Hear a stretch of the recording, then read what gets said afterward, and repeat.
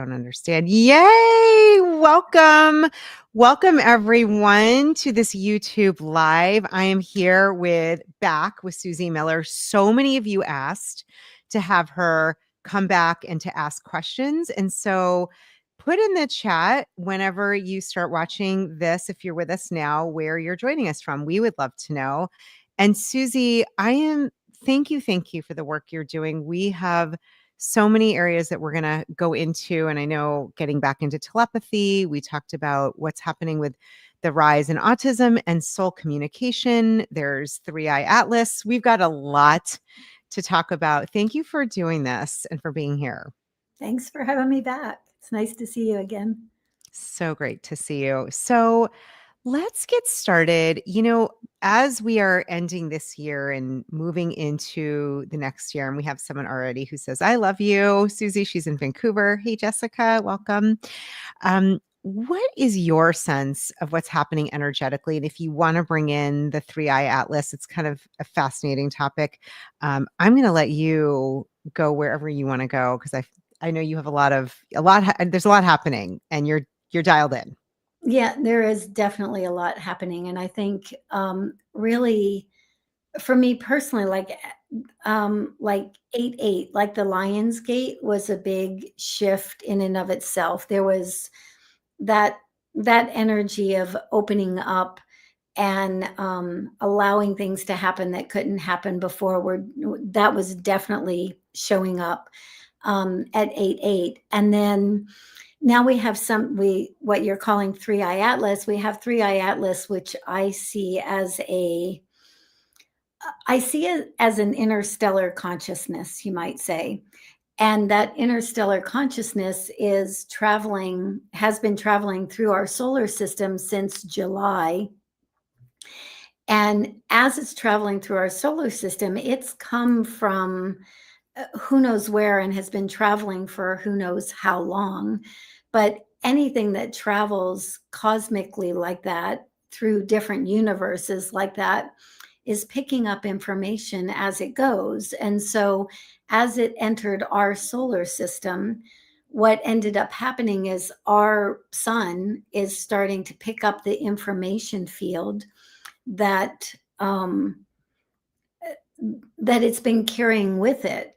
And so as it moves through our solar system and that solar activity starts to get heightened because it's moving through our solar system, think about all those solar flares and all those things that we're experiencing right now changing our DNA, changing the way we perceive ourselves, opening us up to all kinds of things. So, right, all kinds of things that are within us, right? Not external, but reminding us of who we are.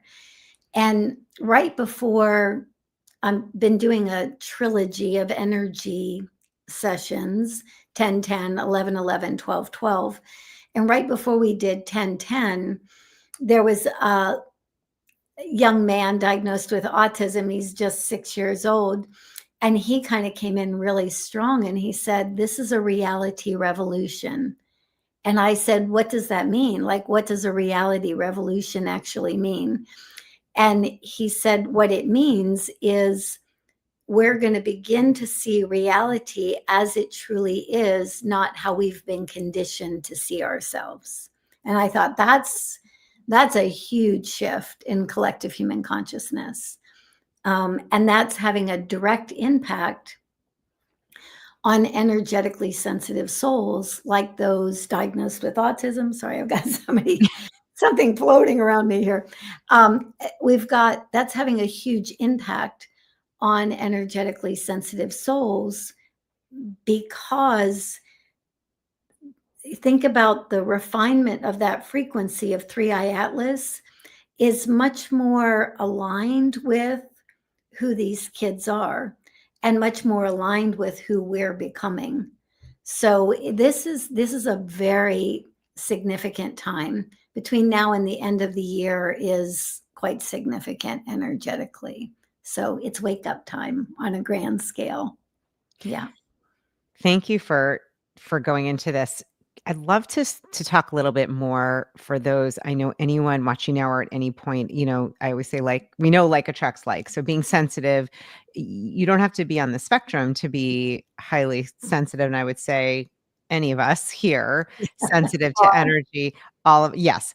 What might we notice? Is there anything that we should be aware of or to do to manage our energy? Or what are you seeing, and what cool feedback about this reality revolution that you got from the 6-year-old, which is mind-blowing? What should we be aware of, know about, kind of think about with this energy? I I always say to people that this energy is bigger than anything, any of our little human identities, right? These bigger cycles, they're just impacting us. They're just waking up our DNA. You know, we've heard for a long time about this perceived junk DNA. Well, none of us is junk, right? We're not, nothing is junk DNA. But what's happening now as we have things like 3i Atlas and solar flares and all this other kind of information coming in to amp us up, it's like that DNA that was turned off is now turning on. So you asked, what might we notice? We might notice that we just have awarenesses of ourselves that we didn't have before. We might notice that we have a little bit more tolerance, or maybe can meet ourselves with a little bit more love and compassion. We might notice that we know things that we didn't know we knew, right? It's like you start having a conversation with somebody and you start sharing information that almost feels like it's coming through you instead of from you. These are all, you know, beautiful opportunities just because something's turning on from the inside out. And to your point, Julie, as far as, what do we do about that, or what do we do to support that process? If that process is happening anyway, we can't move out of an energy that is that big, that expansive, that all encompassing. So we want to be easy on ourselves. We want to be nurturing and kind, and we want to rest when we need to rest. We want to be curious when it's time to be curious. I think the gentler we can be on ourselves right now, almost like if you were going through some kind of transformation, or maybe you were having some kind of treatment of some sort, the easier we are on our own physical bodies and our own process, the easier that transformation happens. And I think that's the only thing to focus on right now. We don't have to, quote unquote, get anywhere, because this energy is amping us up, quite frankly, whether we like it or not. So, yeah. And when you talk about energy amping up, for someone who's just joining us or doesn't know much about 3i Atlas, is it a star? Is it a formation from a galaxy? What do we know about it? What we know about it, at first it was perceived to be a comet, and we have comets coming through our solar system all the time. What's unique about 3i Atlas is, number one, 3i Atlas is not on a loop of any kind. It literally is crossing through our solar system. And as it crosses through our solar system, it's just like if you or I walked into a room with a bunch of people, just by us walking in that room, we're going to impact the energy of the people in that room positively or negatively, depending on where we are ourselves. 3i Atlas is cutting right through the solar system, impacting all of our planets, all of these, the sun, impacting the whole Milky Way, you might say. And what's beautiful about that is it's not quite behaving like a comet. And that's why I keep when I check in with it, I keep hearing like interstellar consciousness. So what we don't know is we don't know how long this large, massive interstellar object or consciousness has been traveling. It literally could be traveling through through eons of time and through eons of different solar systems. And so again, I think the thing that's so exciting about it coming in right here, right now, almost like it's coming in on time, it's coming in with all of this information that it holds. And you can imagine that if something's coming in with a whole library of information, you might pick up certain aspects of that information and I might pick up certain other aspects. But regardless, to me, it's like it's just opening us all up to more of who we are. I also think it has a huge bent toward unity consciousness. You know, what has kept us in the field of separation has been our conditioning. And now something's flying through that's altering that conditioning, right? And that's where it gets, stay tuned because yeah, who knows what that's going to look like or how that's going to play out. But we do know the old world of separation is dying very quickly now. And there's something already rising up to take its place. And I think things like solar flares and three-eye atlas and things that we can't really completely understand or explain, I think they're having more of an impact on that new world reality than we actually know. So powerful. When I think of what the 6-year-old boy said, this reality revolution, one thing that I remember from our conversation and just what I've heard you say and what I really understand is one of the gifts of being, of a non-speaker is there is no conditioning around separation. Right. Period. I see it with my, I've talked about my stepdaughter who is practically nonverbal and I sometimes can feel and sense it's like, the perspective that so many of us have just because we're used to it doesn't mean that's correct. Right. And I'm reminded just little things here and there. Oh, there's I'm in a separate body, but that does not mean that my energy, my soul that we're separate actually. Right. Right.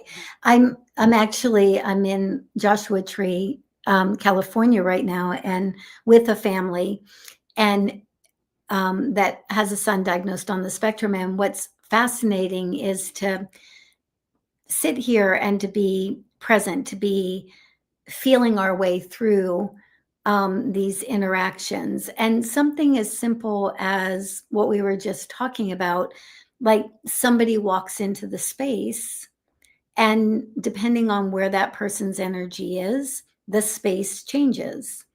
And as we understand ourselves more, as we know ourselves, as we love parts of ourselves that haven't been loved, what ends up happening is our own internal field becomes more coherent. And as it's more coherent, we have an impact on those around us. For somebody diagnosed on the autism spectrum who has that level of very refined sensitivity, you can almost watch the mirror happen in the moment that that energy shifts and changes, whether it shifts and changes to a more coherent state or a less coherent state. That energetically sensitive individual is the mirror of that always. And so you watch the dysregulation happen, and it's nobody's fault, nobody's wrong around that. You're just watching the mirroring effect. Dysregulation has just happened, so I'm mirroring that dysregulation. Yeah. When we know that, Julie, it gets so exciting because having these kids have a meltdown or something, it doesn't mean somebody's bad or somebody's wrong or we need to be condemned for dysregulation, because man, we're all dysregulated to some degree or another, right? It's not about that. It's really about, oh, can I love myself through that? Can I have some compassion for myself? Can I witness what's taking place without making it personal, right? Mm. Can I just support myself through that, whatever's arising in that moment? And there's a lot of change happens really fast with that. This is really important, and I'm just gonna say, anyone that has questions, please put them in the comments, and I'll be keeping track. We definitely want your comments or anything you'd like to ask Suzy. You know, what I'm really hearing you say, and it's actually a gift that so most what I'm seeing is most of us walking around, put a mask, like, can hide. We Yeah. hide. It's interesting, I'm really seeing it, like, we cloak ourselves with costumes, with, in my mind's eye, I'm seeing this, but for someone who is a non-speaker or on the with autism, not playing by these rules of separation, they're literally a radio transmitter picking up what's around them and mirroring it. That's what I'm imagining and hearing you say. That it's exactly it. And they're so fine tuned Right. that they're picking up nuances that we might not even know exist within us. Right. So it's not a matter, that's what I mean. It's not a matter of being right or wrong. It's definitely not helpful to be in, self blame or blame of them. Right. But what is helpful is like, oh, this is the energy that's circulating in this moment. And if this is the energy that's circulating in this moment, do I want it to continue to circulate, or would I like to choose again? Right. And in this particular energetic climate, it might just be as simple as that. Oh, I'm circulating fear, I'm circulating concern. Don't really choose that. What would it feel like to circulate ease or to circulate coherence, right? Just even asking ourselves that question begins to shift the dynamic of the energy. Yeah, does that make sense? Absolutely. It's almost like the gift is that these being that there are barometers. They're actually giving us a real time reflection, a mirror of, okay, here we go. This is where I'm vibrating. This is where I am. And I had an experience this summer when I was taking my stepdaughter to a special camp, and I'll just share this with you because we did a whole episode. It was really powerful for me, and we're getting so many lovely people that are so excited about you here. So any questions, put it in the comments, please. Susie's said she'd answer them. It's interesting.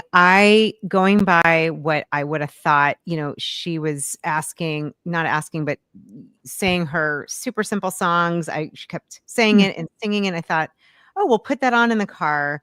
We get in the car, I put that on, and she was really, like, freaking out a little bit. I don't mean to she Right. just hands over ears, "No, no, no, no, I don't want that." And I thought, "I am so confused. These are Mm. not the rules. I don't know the rules." So I paused and I was like, "Okay, that's not." And I feel like she kinda picked up on my energy, which was I was nervous to drive an hour. Right. I haven't taken her myself before. This was, like, the first time in the beginning of the summer when I was driving her camp, and I was just worried, is she gonna be nervous because it's a different car? She's usually with her dad and me, and it was interesting. Finally, we found a song. I tried to match her energy with the way I was speaking and sang with her. She didn't want me singing, so I stopped. She was like, "Let me sing myself."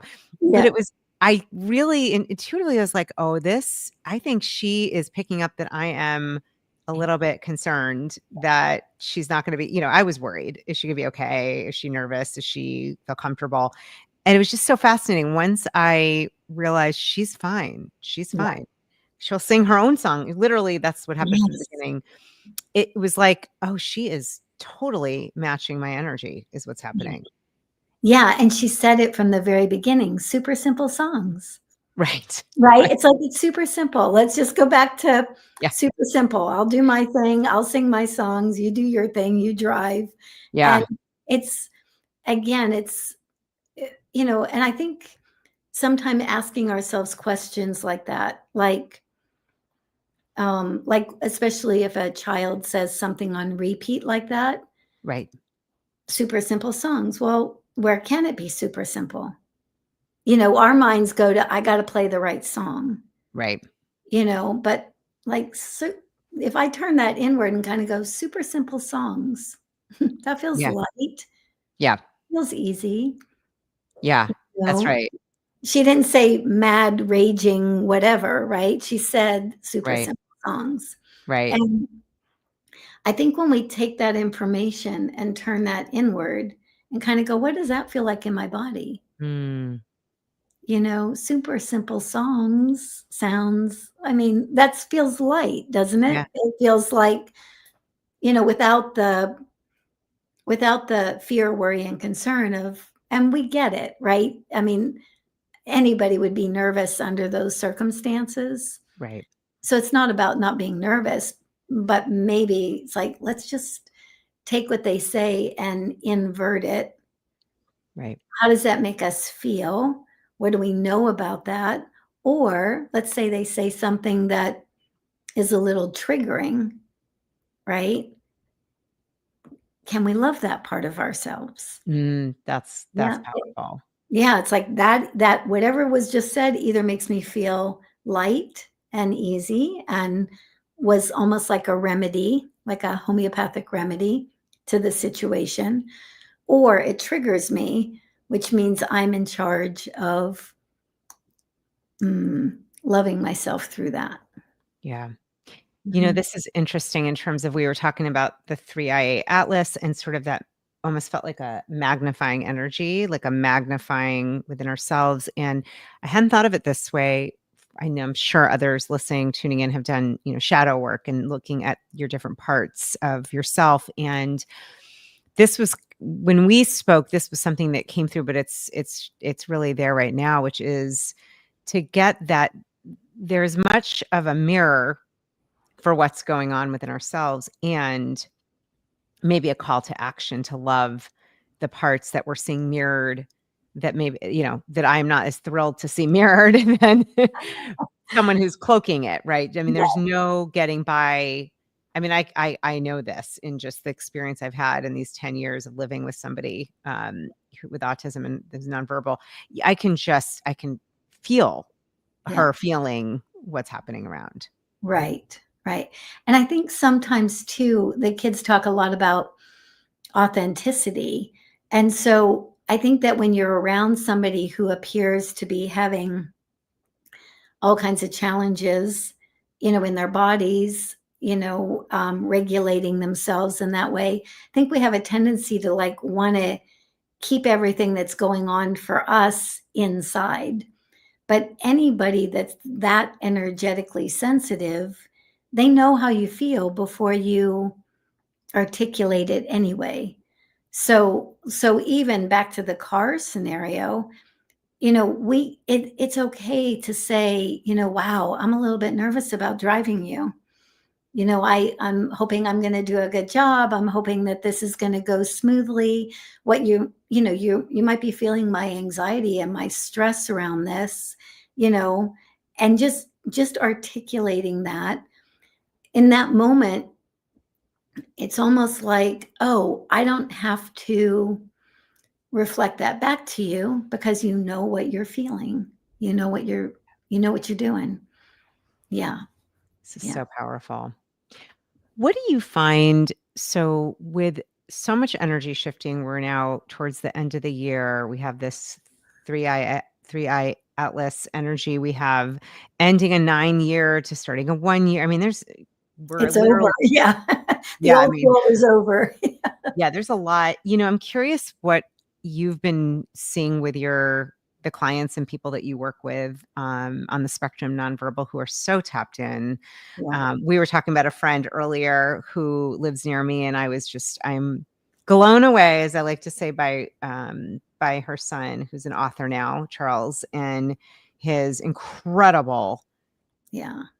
connection. And I know my friend would, be okay with her mentioning his name, but I am curious, what are you kind of gathering and sensing yourself, and what are you hearing about the energy that we're experiencing, the collective? What is happening? What can we start to expect for this year to come? Curious what those Yeah. pieces of wisdom you're getting.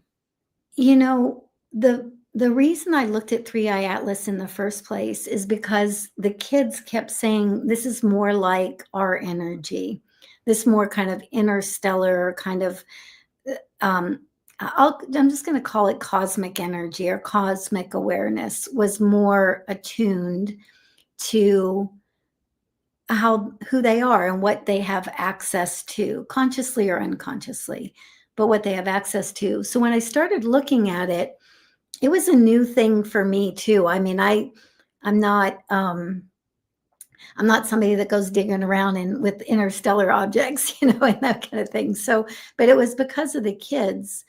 But what also happened is, like with my own client base, we just started to see a series of things unfolding that, quite frankly, were kind of mind-blowing to me, because we watched one individual, actually the family that I'm with right now, we watched this kid decide that he would like to kind of help to create a template so that, the more he could be embodied, the more other kids on the spectrum could follow that same template in.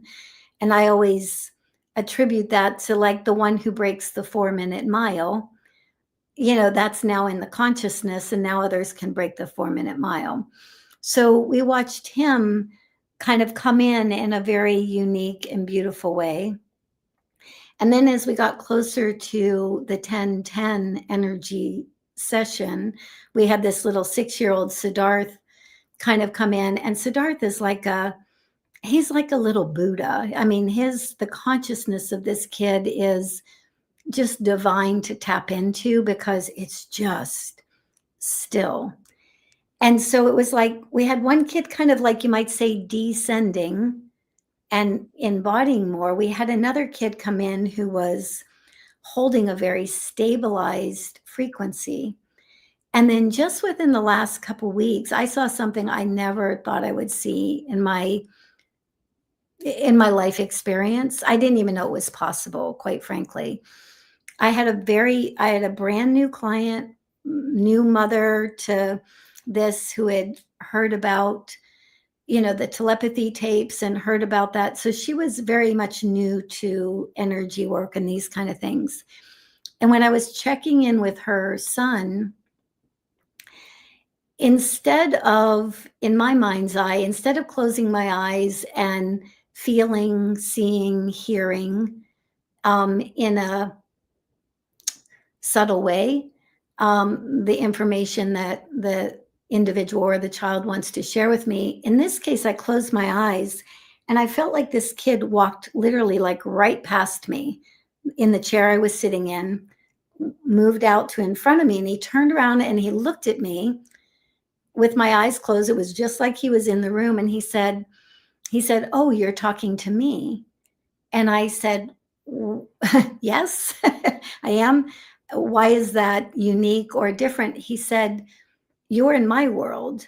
You're not seeing me through the lens of separation. You're in my same field." And I was like, didn't quite fully understand that in the moment. And then I said, "Your mother, has all these questions for you. How would you like to answer these questions?" And this is the part that really got me. He said, "Bring her to me."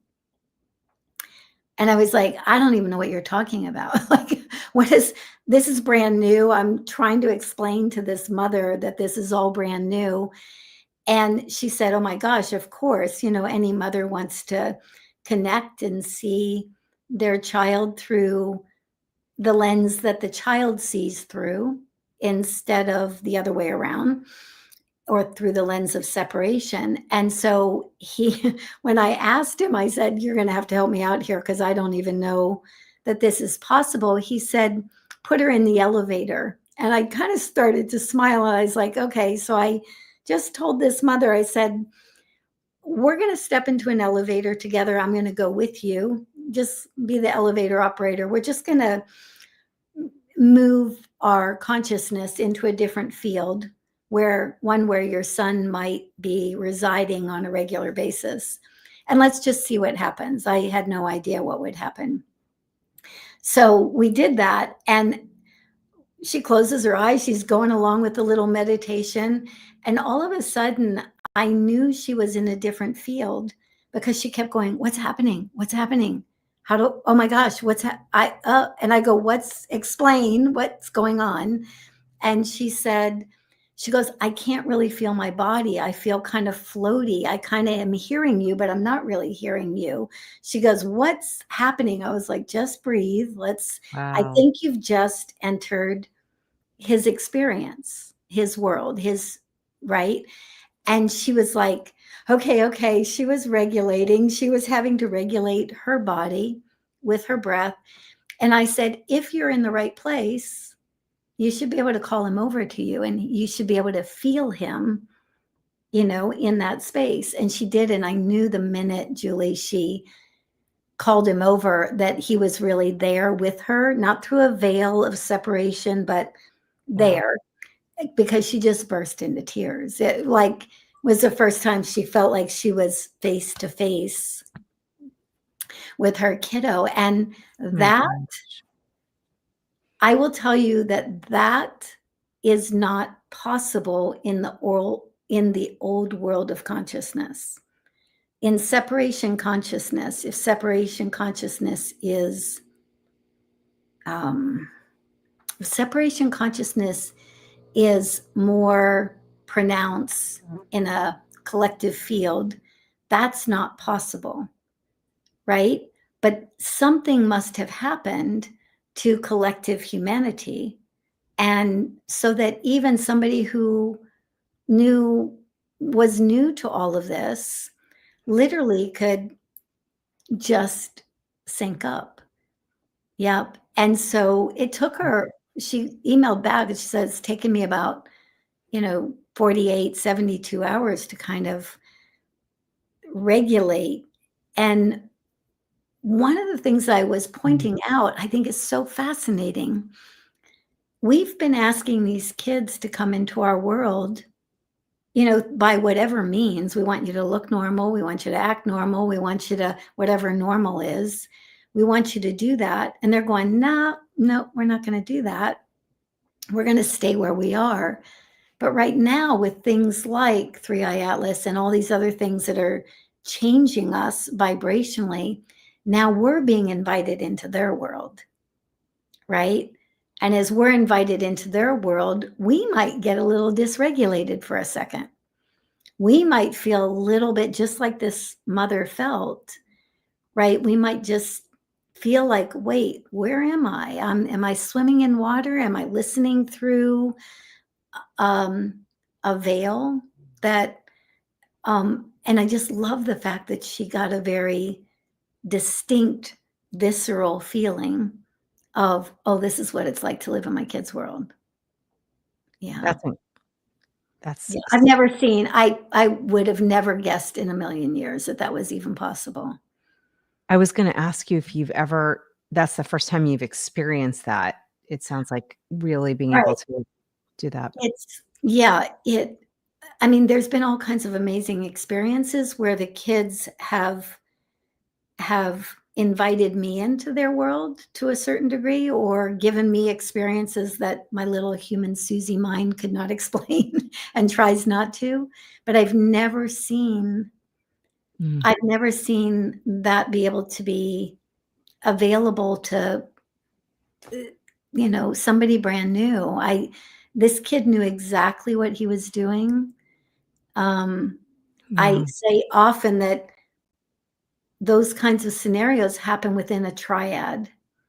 There's a kid who knows it's possible. Mm. There's a person who's holding the potentials and possibilities or holding the field. And there's usually the parent who's open to receive, right? And in that particular configuration, Right. crazy things can happen that can't happen just because somebody says, I want it to happen. Right. Yeah. Love to hear some more of your stories. I want to say when you were talking about that, the image I got was almost I was in Santa Fe a year ago, and I remember, any place that has high altitude, I remember feeling like the air is thinner. I feel a little weird. Like, I mean, it's beautiful. It took me some time to acclimate, and it almost felt like it's like a different altitude. It's like they're in a different realm that it's lighter. This is how it felt to me. I could sense it as you were talking. And it's so interesting. The mom was dysregulated. Usually it's the child that is super dysregulated in our, In our sense frequency world. band, Yeah. right. And if we say that frequency band is separation, conditioned separation, right, wrong, good, bad, and the kids kind of go, yeah, no, they're not playing in that field of consciousness. So of course, the essence of them is going to feel dysregulated in a body that is in the field of separation. But when we reverse it, when we start reversing that and saying, okay, we're actually going to be elevating to the field of consciousness that they hang out in. And let's just for the sake of it, say that's more like a field of oneness, right? That's more a field of all access points or many more access points are available. We're going to get a little disoriented. It's the same thing that happens with somebody who has a big spiritual experience or a big awakening. Your field goes from wherever you were functioning in separation to a more expanded state of yourself. Anybody who's had a major Kundalini awakening or something that happens that wakes them up, it's a little disorienting for a minute. Yeah. It's like, and when you talk to people about that, they'll say, my nervous system was having a little bit of a hard time, or I didn't feel grounded for days on end, or I couldn't think properly until that all kind of settles in. Well, that's exactly what's happening to all of us now as we're elevating in frequency. And as we do, we start seeing these kids through a lens that's a little bit closer to where they've been hanging out the whole time, Mm. right? It's so powerful. I remember one of the things you talked about was, the shift in, it was like 1 in 10,000, something like that, children were diagnosed with autism. And now it is like 1 in 31 or 1 in 32, Yeah. which and I'm curious, Suzy, like when I think about that, to me, it's like, it feels from a spiritual standpoint, could these be messengers for us? Could they be, I keep getting the word messenger, like a carrier of a vibration, a remembrance, something. I'm not sure if that's the way they've explained it or what your sense is. It's just such a profound shift to go from 1 in 10,000 to 1 in 31. Right. What do you think the gift is of our beings here now that are coming into life into this very different vibration? I think the kids that spectrum of 1 in 10,000 to 1 in 31 that you're talking about, that whole population on a soul level, you might say, kind of agreed to hold a much more refined, higher field of consciousness, more of a field of oneness. And just in doing so, just by being here, right, in that field of consciousness, they're starting to bring up for all of us all of the ways that we've been held in separation.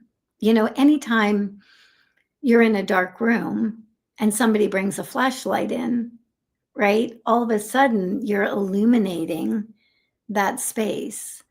Well, if you talk to most parents, especially of kids diagnosed with autism, they'll say, the minute this kid was in my womb, or the minute that, we had this diagnosis, something's already churning within us, right? We're already being invited to open up to something more. And for those families that really take the opportunity of a more spiritual bent, you might say, around this, and really start opening up to that, now what you have is somebody who's the generation before that's purposely working toward the very thing that the child's presence is offering. So the child's presence is offering a bright light, a different frequency, a level of consciousness, you might say, or the frequency of a consciousness that previously was unknown. And now it is known. And now, as it's known, we have to respond to that. And at first we react, right? At first we react a lot to that because it's uncomfortable to be in a new vibrational space. But they've been prepping us, as far as I can tell, they've been prepping us the whole time for things like 3i Atlas and other things that were going to come in a much, I won't say in a bigger way, but in a more all-encompassing way for humanity, hitting everybody.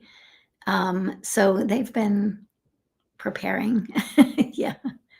Let's talk about that. What are some of the things that they've been sharing that are, either precognition, a knowing, a connection to what we can, like a little preview of what we might expect to see in this year to come, maybe even before the year to come, because I could sense something, maybe even before. Yeah. Yeah. Well, I mean, I like to keep it simple because I have to in order to kind of grok some of this. But if I think about like a field of oneness, if I think about both and instead of either or, it makes sense that within a field of oneness that I can read your mind or your emotions and you can read mine. It makes sense that within a field of oneness that there is no time and space. So, I can connect with a consciousness, any consciousness where I put my focus, right? So things like the telepathy tapes and having that come out has been really amazing because it's kind of demonstrating all the skill sets that this population has. They might not look very put together or very well regulated in this density, in this physical world. But when you look at some of the things that they're capable of, they're proving left, right, and center. It's like reading minds, seeing through other people's eyes, understanding the emotional body of their parents, saying that they're talking amongst themselves in that field of consciousness, even though they're not in physical proximity to each other. To me, it just makes sense that if you're not in a field of separation, I'm here and you're there, but if we're in a field of oneness, doesn't it make sense that there's going to be some transference of information between, at least some transference of information between the two of us? And so they're kind of getting our attention right now and saying, this is where you all are going. I think what I hear a lot from them is if we hear this kind of information, like through the telepathy tapes or other people who are proving different experiences, if we look at that and say, oh my gosh, these kids are amazing, which they are, if we just stop there, we kind of miss the point of why they came, which is to remind us that we are that as well. Mm. They're inviting us to that, right? And so they're kind of like going, we'll hang out here until the vibration's a better match. And sometimes just by hanging out in oneness instead of separation, it's going to bring up all of the places and spaces within us that we are holding ourselves in separation. And so to me, it's like, can we just love ourselves a little bit more? Can we have a little more compassion? Can we be a little bit more present to what's going on inside ourselves instead of what's going on out in the world? Out in the world is just what's dissolving because oneness is now coming up from the underbelly, you might say. It's rising up. Yeah. It's beautiful. It's powerful. The imagery, it's kind of, what a mission. I just always think like to choose this as a mission, that's Not easy. no, not easy. I mean, to be in a dense world where you are not of the same makeup and energy, and to try to communicate, it's actually the reverse of what we all think. This is the irony, and I've seen this with myself. What I've learned from speaking to you, the telepathy tapes, like diving into this is, we think like we're going to try to socialize or get it so that, I know with my stepdaughter, she can function in the world or whatever that looks like. And truly, it's like everything. It feels very upside down. What if it was actually no? It's more about raising our vibration and remembrance because they're holding a vibration. We're thinking, oh no, we know how Mhm. normal is, when that's not true. That oneness is who we really are. It's just been conditioned to not look that way. And what if both are possible? What if Yeah. as we what if as we evolve as a humanity, as we come more into that field of oneness, we are now in a vibration that can see these kids as they actually are in their wholeness, in their totality. And as we see them in that field, guess what they reflect back? It's Right. like there was a kid a long time ago, Julie, that I was having a conversation with him. I don't know if we shared this on the first episode, but it really matters here because looking back on it, basically what he did is he grabbed my hand this is a non-speaker, walking around with his hood up and, just walking around a park. I'm sitting on a park bench with his mother. He comes up and grabs my hand. When he grabs my hand, my consciousness leaves my body and goes into his space. Oh, wow. In that space, he opens a door. And as he opens a door, there's a art studio in there, and he's verbal. He's communicating, he's interacting. He had taken me to his space, and in that space, through that lens, he's doing what he's doing. Yep, he looks more what you would say integrated or whatever. And he as he's having that conversation with me, I felt his mother, who was sitting next to me on the park bench, tapping on my leg. And as she taps on my leg, Jackson says to me, "My mother wants to talk to you." In that reality, he starts to release his grip on my hand. And as he does, my consciousness comes back into my body, just kind of enough to like almost like a robot, like turn and look at her. And she knows me well enough to know that I might be doing weird things. And so she literally said, "What's going on? Like, you're like just looking forward." And I said, "I'm with Jackson. I'll be right back." And I went back up to him. Again, he's clear, coherent, talking. And all of a sudden, it was time to go back, and he released my hand. I come back into this density, this reality, totally disoriented, and looking at him with his hood up, and he's walking around and not speaking. Right.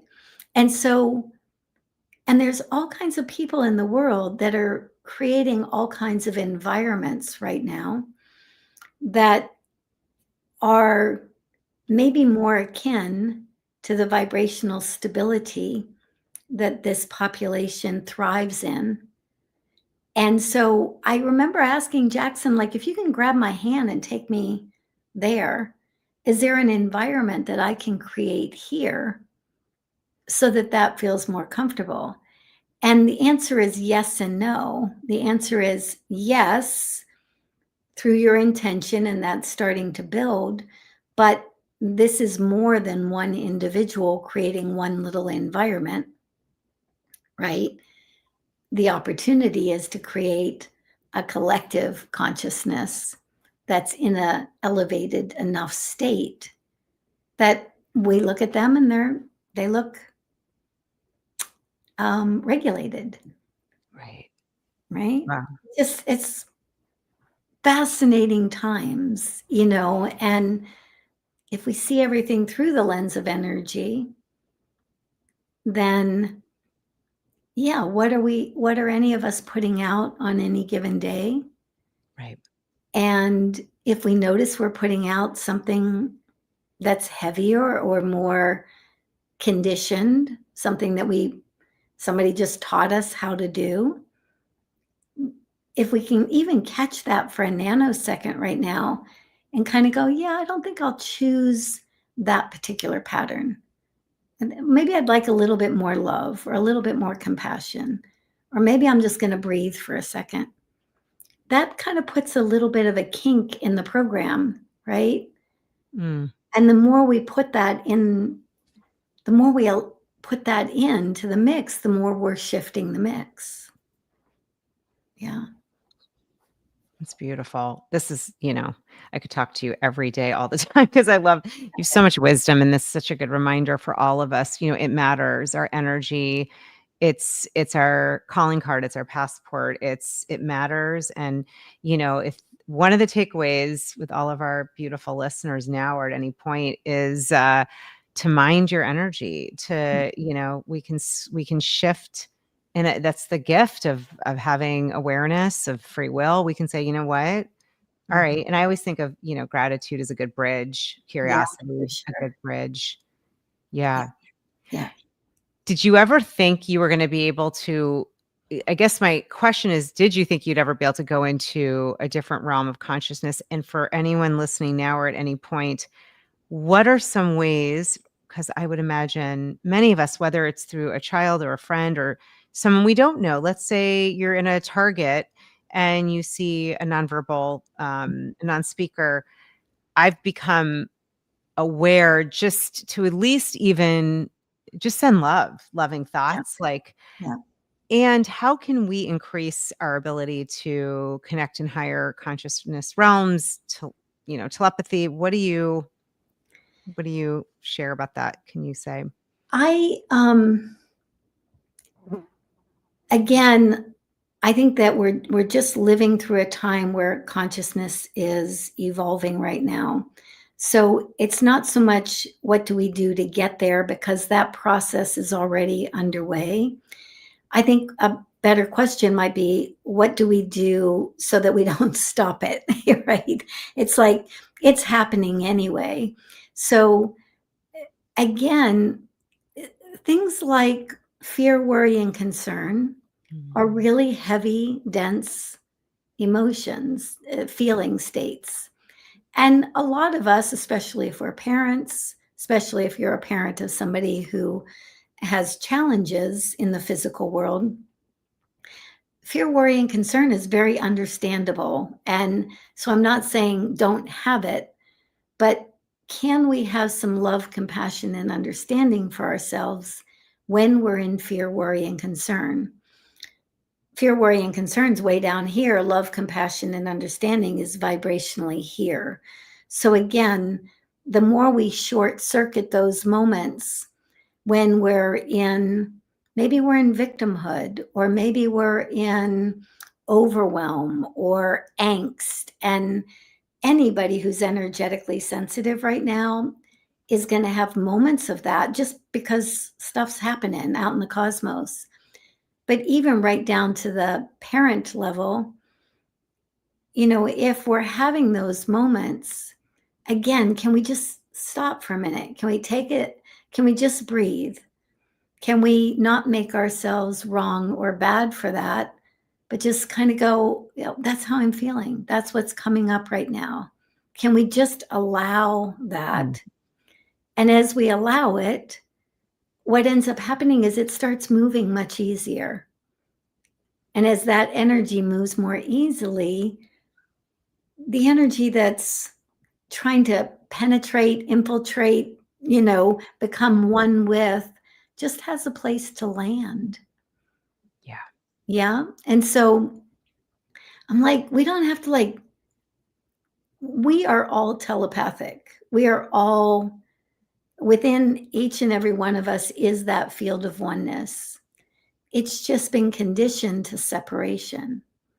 So little things in our daily lives, something came up, am I going to move that into separation, or I'm going to put that in more of a field of oneness or a field of love? Are we going to invite that in, or are we going to try to push it away? It's just simple human support, right? Support of our own humanness. And I love the idea of broadcasting love and that. And another thing to practice is when you see somebody who's showing up differently than you show up, instead of putting our attention on them at all, can we put our attention on how we are feeling because we're in their presence, right? You see somebody in the grocery store, maybe in a wheelchair, or maybe that's showing up differently in one way or another, maybe is autistic. Usually, our hearts go, oh, poor person, or, it's like, and on the one hand, I understand it, because in the physical world, it's a challenge. And I get that. But how are we feeling for ourselves? Maybe I'm feeling a little guilt. Maybe I'm feeling a little bit of, I wish I could do something. Maybe I'm feeling a little overwhelmed. Maybe that person is scary to me. It could be all kinds of things. But again, okay, that's what I'm feeling. That's what I know I'm feeling. And can I have some compassion for that? And then just watch those kids, man, laser in on you, make eye contact with you, want to engage, right? Because you're not meeting them through the lens of separation. You're meeting them through the lens of seeing yourself. Yeah. Ta-da. Yeah. No, this is actually profound. I'm getting all kinds of like literally I'm getting, and thank you, Barbara, who said, thank you for such a deeply beautiful conversation. There's a lot of love coming your way. And I'll just say, if anyone has any questions before we wrap, please put them in the chat, because we can see them and we'd love to answer them. This is, wow. I don't know if I made this connection before, and I'm just going to say it out loud because I can't be the only person that's thinking this way. That was more profound. Like, I realize even in the way I said that, and I'll just call myself out, and it's okay. I'm going to have love and compassion for myself, because there is definitely still conditioning, and I'm at least aware there is. To even think like, okay, I'm going to send love out. So I'm saying, I'm here, you're there, we're separate, versus the like upgrade is, how do I feel? Let me see the mirror. Okay, I feel maybe sad. Like, I felt this the other day. I saw somebody, I don't know that he was sad at all, but he was not able, he was in a special wheelchair and did not look like he had ability to eat by himself. I mean, I felt my heart went out to him. And by doing that, I'm going to send love to him. There's nothing wrong with it. However, it's still a separation versus let me look at what's coming up for me, getting that that's a version of me, an aspect of me. This is Yeah. upgraded. Yeah, this is a 4.0 version. We're not talking even 3.0. Yeah. And then have compassion, because that's the name of the game, which I can Mhm. tell you that is part of my lesson for sure. Yeah. I'm sure others too. And that's when the connection is made. That is freaking, I'm having seriously, because the conditioning runs deep. I mean, Oh, profoundly deep. And that's why I'm yeah, saying, yeah. how can we blame or shame ourselves for conditioning that is eons of time deep? I'm not, so Mm, we're not trying to get rid of the conditioning. We're not trying to say that the conditioning doesn't exist. right. We just want to not beat ourselves up for when we're noticing our conditioning. And Mhm, to me, it's like, okay, I feel like this, I feel like that. This is what's happening. This is an aspect of me.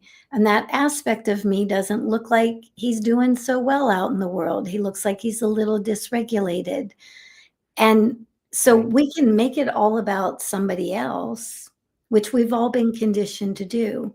right. Or we can turn that around and kind of go, ooh, where am I a little dysregulated right now? I don't like seeing somebody who's struggling in the physical world. That's human nature, right? Because we don't like to struggle ourselves. That's right. And so we turn that around and we kind of go, ooh, I don't really like struggling. I don't really see the benefit of struggling. But when we kind of go, okay, I can have some compassion for that. I'm allowed to struggle. You know, all the ways in which I've grown because I've struggled. And then all of a sudden you're looking at that person and you're going, wow, that's quite a struggle that that person might be having. But I wonder what they're learning. I wonder what they're experiencing. I wonder what they're gaining Yeah. by having that. That just changes the dynamic, right? It, and then yeah, we're seeing through a different lens. Yeah. 100%. To me, it's like the ultimate projection. It's funny. I've always found it easier. It's more obvious, let's say, with somebody in a family, a Yeah. family member, or somebody who's okay, they're my teacher, I'm Mhm. seeing a behavior I don't let. I never, I had not connected the dots. I don't know why. Something about that is so profound. And in it, I'm realizing even the separation, like, of course, the reality is we're not separate. And so that conditioning is not even the reality of me or anybody listening. And Right. this is anyone who's with us right now, you're so lucky. Like, this is a very powerful conversation. I don't know if you realize this, but this is everything. I mean, I'm also a Course in Miracles student. I'm into, the illusion is like our ego just loves Yeah. illusion. Yeah, and Brooke said, I'm gonna post this. This is beautiful. Yeah, all of it just so profound yet so simple. Love, compassion, grace. Once you have that aha moment, it's a game changer. Absolutely. Yeah. And thank you, Brooke, for saying that. Absolutely. It's just I've seen this in most realms, I think it's so brilliant. And now I'm like, my gosh, they are wisdom keepers. Like and frankly, I'm gonna practice this at home. I mean, I have my stepdaughter who's with us all the time. We have this comment, and let's see. Oh, we have a good question. My mind is whirling with wonder on the subject. Can the same principle work for our loved ones with Yeah. Alzheimer's or dementia? I know in the telepathy takes they talk about it. What do you want to share about that, Suzy? 100%. And to me, Alzheimer's, well, there's all kinds of physical aspects of Alzheimer's and dementia. There's all kinds of physical aspects of autism.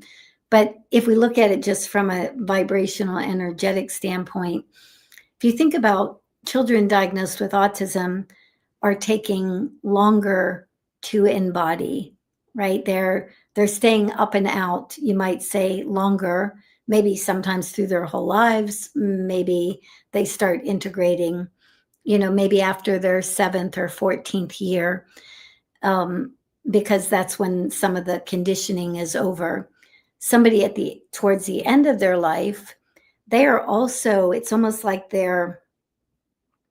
their minds are exiting before their bodies or their emotions exit. So again, mm, we have another movement of energy with where some parts of ourselves are leaving before other parts, just like some parts of ourselves are coming in before other parts. And so to me, again, this is like a spectrum. And so also that individual who is, you might say, checked out from the mental game is in another field of consciousness. So again, we can still interact with that person in that field of consciousness.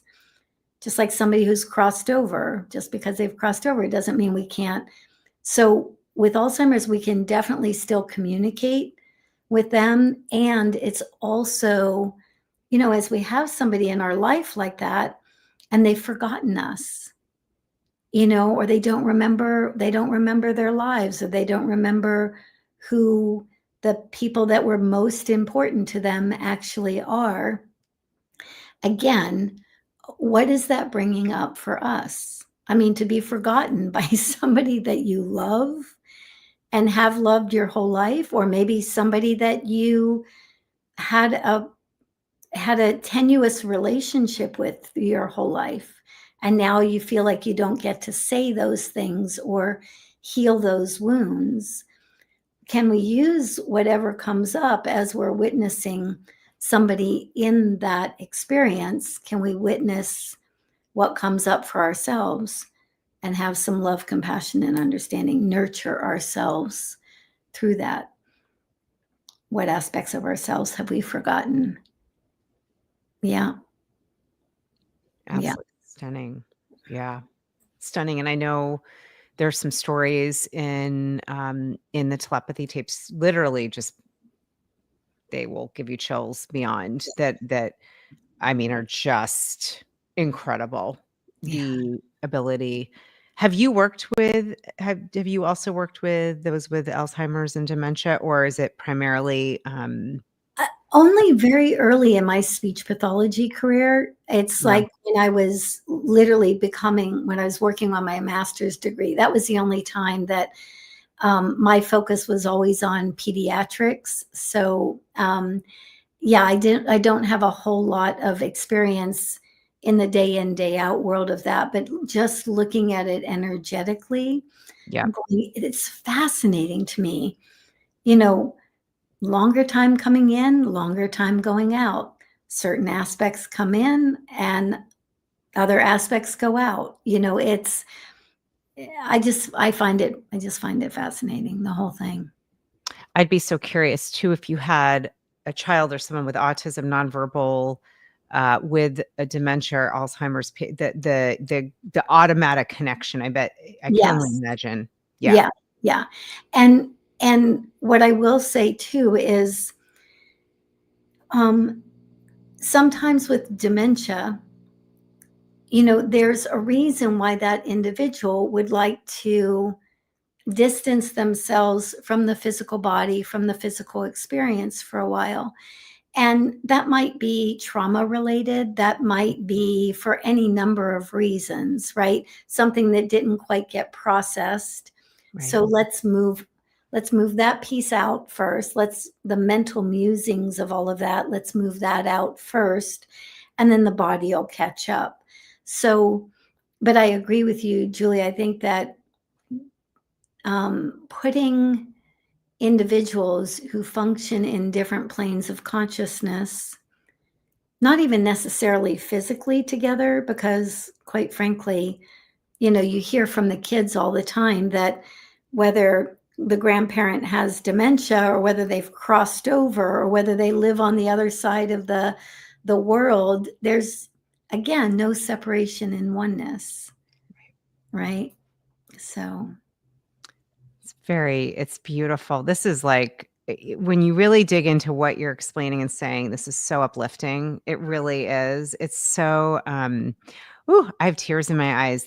Something I, I'm laughing because what I'm hearing, when I do these, I always feel like I want to share these conversations with as many humans as possible what am I doing if I'm not sharing uplifting, empowering conversations? They change my life. And it's interesting what I heard, which would go with the mirroring is, and Julie, this is for you too. So, I got something huge. It's still sinking in. It was like a blind spot, honestly, for me, a blind spot thinking, and I'm actually even seeing a little bit, I mean, I'm just calling myself out with compassion, a little bit of the ego arrogance to even think I need to set, I mean, woo, I wasn't coming from there, but I could see that like somehow I need to send love to this person who's in a wheelchair that might not be, looks like they're struggling. And no, actually, no, it's a mirror. I'm not comfortable when I struggle. I don't like that.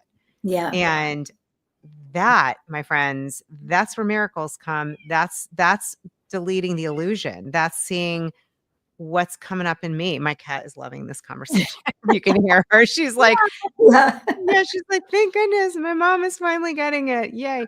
No, this is it's profound. I'll just share, we have a comment here.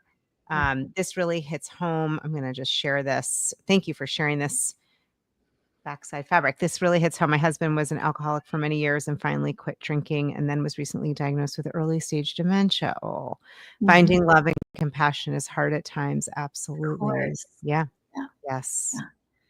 Yeah. I remember working with a young woman that her body was like really contorted with cerebral palsy. And she was a non-speaker. And I just remember she used a communication device at the time to say different things. And I remember asking her once, I was like, what's it like to be in that body? Because, again, you look at anybody who's struggling in the physical world, and of course, we can have compassion for them, and we can have, and I wanted to know, I was like, what is it like in that body? And she said, she just said to me, you see my body as broken. She said, I see my experience as not having to be so focused on the body. Which one's better? And I thought, okay, it's like, I'm never going to ask that question again, right? It's like she was, yeah, I have a fly that wants to enjoy me. It just was fascinating to me. It's like, you're perceiving me as something's wrong. And in my reality, I'm not as focused on my body as the rest of humanity. So I can contemplate other things. I'm not worried about what shoes I'm wearing that day. And I'm not saying that that's a bad thing either. It's like, there's amazing experiences to have as a human being. And there's all kinds of experiences. And there's all kinds of dimensions of experience to have. Yeah. I just don't think that we can necessarily just look at somebody and say, your experience is bad, because it makes me uncomfortable. Yeah. So powerful. There's a lesson in the course that says, I'm not a body, I'm free. I'm still as God created me. Like the idea, remembering again, breaking the illusion. We're actually, I mean, my belief is spirit and, eternal, infinite. We're not this. We're not, I think as Alan Watts says, you think you're your bag of bones and skin. Yeah. You're wrong. You're not the bag of bones and skin. Like you're not. This is this casing, this vessel. It's not who any of us is. That is there's just more and more everything you're saying. I'm like, whoa, needed to hear that. I love Alan Watts. Me too.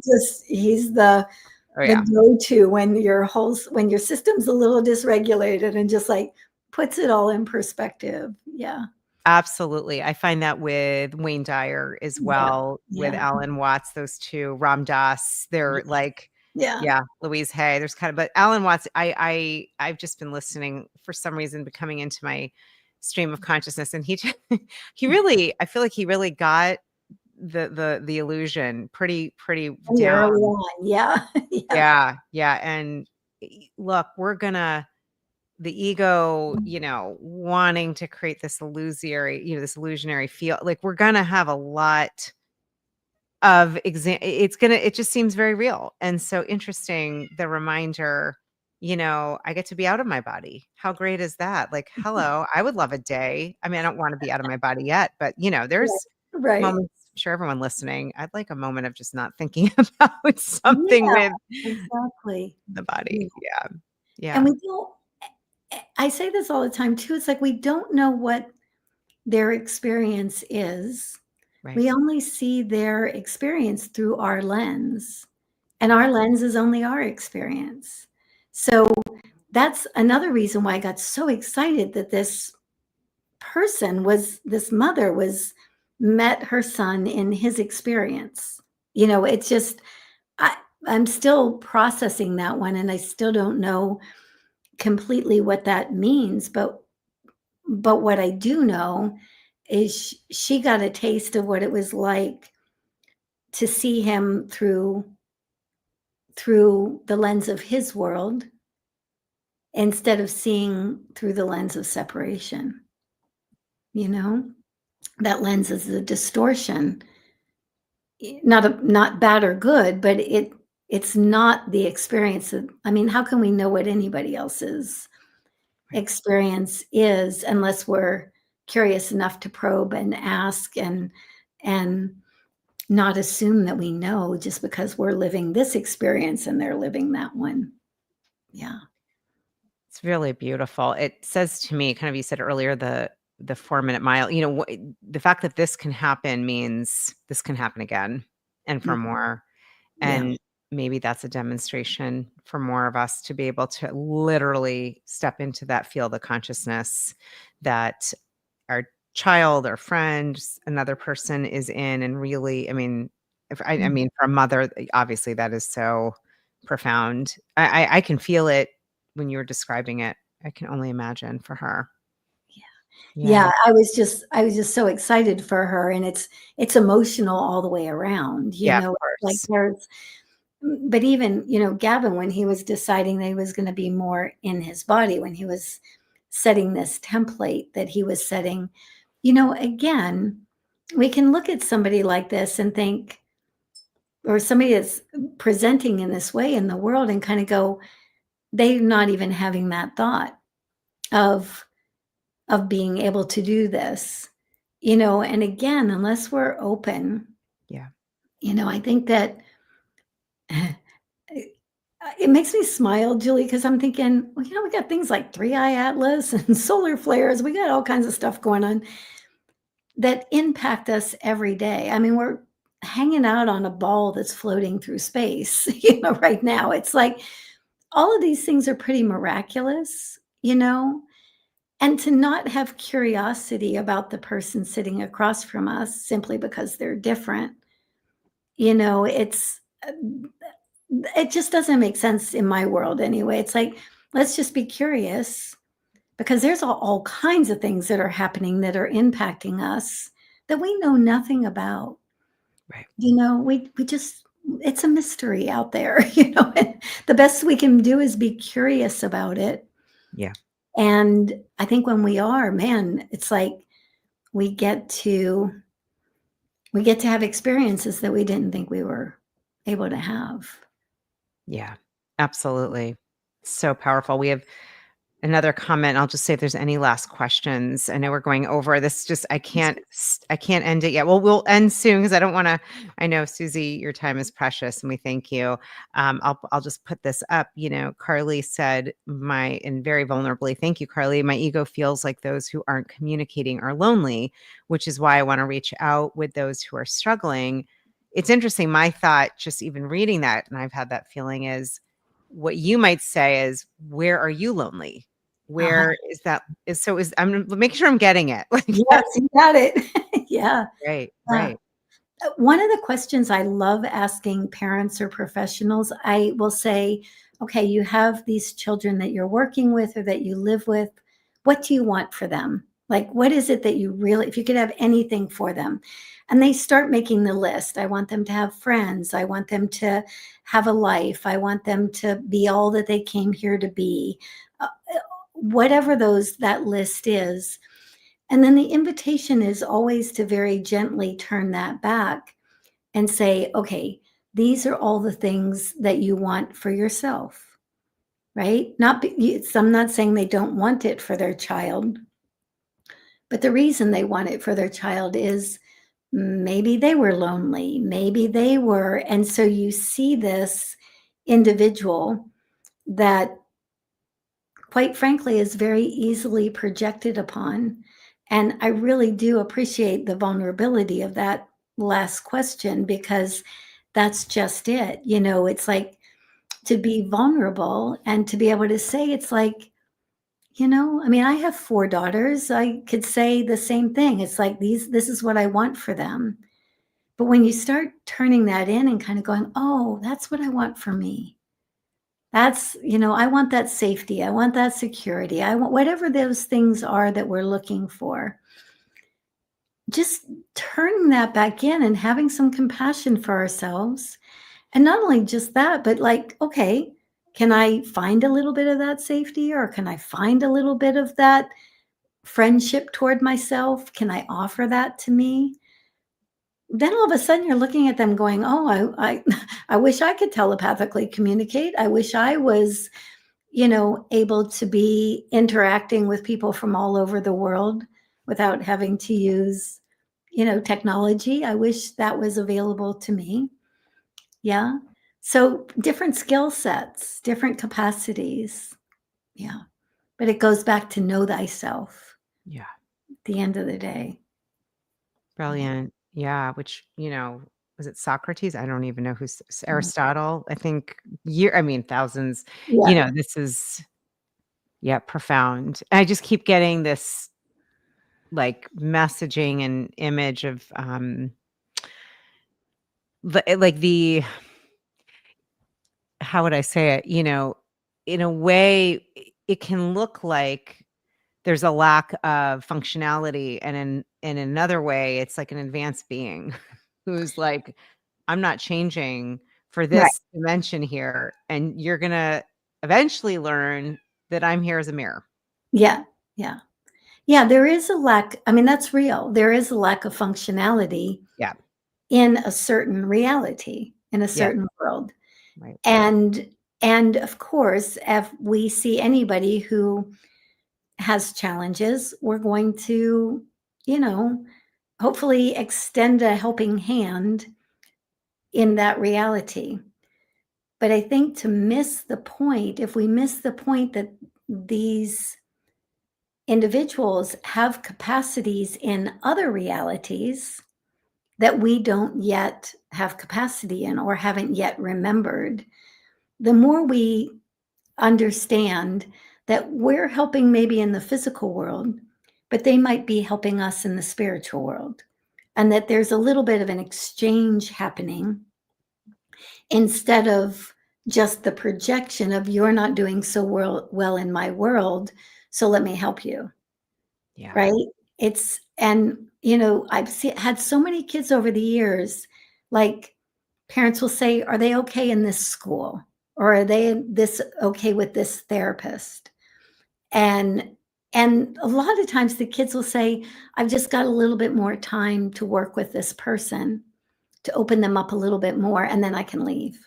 Right? Or, again, we think they're in that school simply only to be educated by the people that are in that school.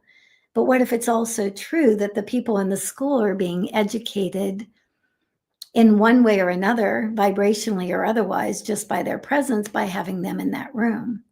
So you see, it's like the more we play with both Mm. you know, and especially like as a therapist, as a teacher, as a parent, we're conditioned to say, I'm the one that's supposed to have the answers. I'm going to come and help you with, and that's great. Of course, we want to help. But to miss the point that that individual sitting in front of us also has something to offer us is to lack a little bit of humility, in all honesty. It's like, that arrogance of, I know what you need, Yeah. but I'm not willing to receive what you might have to offer me. I'm like, yeah. Yeah. So Mhm. This is profound on many, many levels. I cannot thank you enough. I'm sure I know anyone who's with us now or watching this at any point is going to be, this is profound and such, it's so helpful to look at it from all these different angles. There's so much here to unpack. And for me, thank you. This was very transformative for me. So any closing thoughts, wisdom with, ending this year, the new year to come, what you've been hearing and sensing, whatever's coming through you intuitively, Suzy. I know you're tuned in, tapped in, that is for sure. Anything you'd like to share before we close?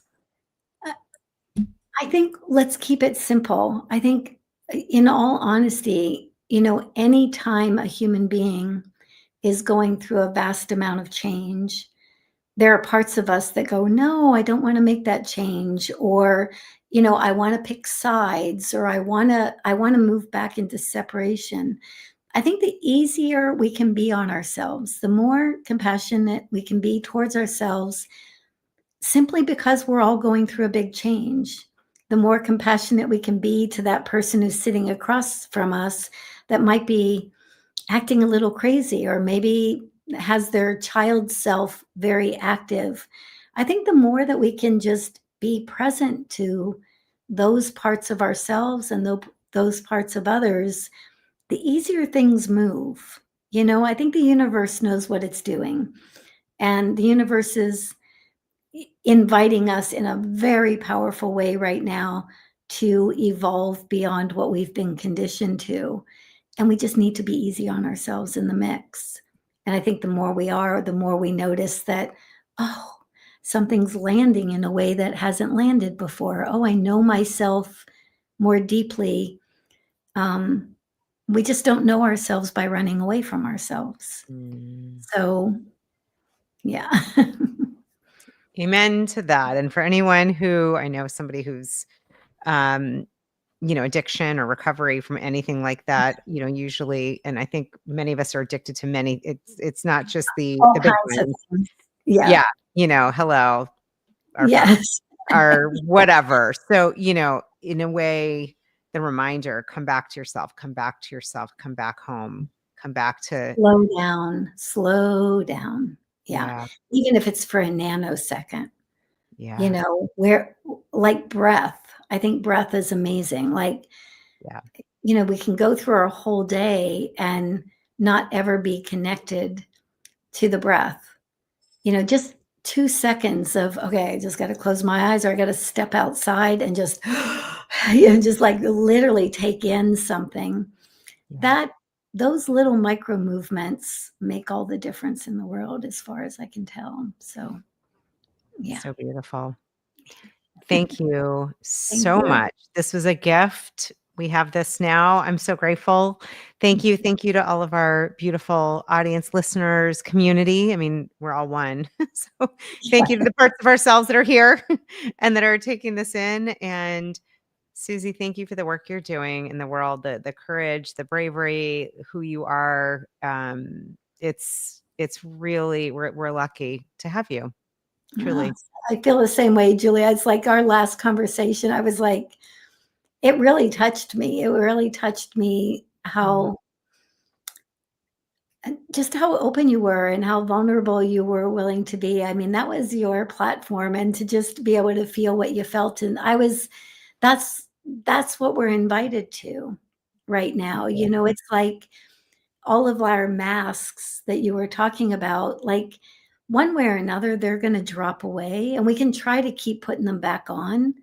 But at some point, it just gets too exhausting to put them back on. And we just Yeah. fall apart. We just move into vulnerability. We let things collapse that no longer really support us, or probably never really have. So that's where we are right now. I'm just excited Yeah. for it. So, Thank you. Well, yeah. thank you. You created that space, and truly, I know all of us here. The gift is depth, awareness, a greater sense of what's going on, and there's nothing more important than that right now. If you want more peace on the outside, go on the inside and create. I mean, I know this, the outer reflects the inner. So I'm like, oh my God, I had a blind spot here. I didn't even see it. How fabulous. So thank you. Thank you. Thank Yeah. you. Thank you. Yeah. Thank you. It was nice Thank talking to you you. again.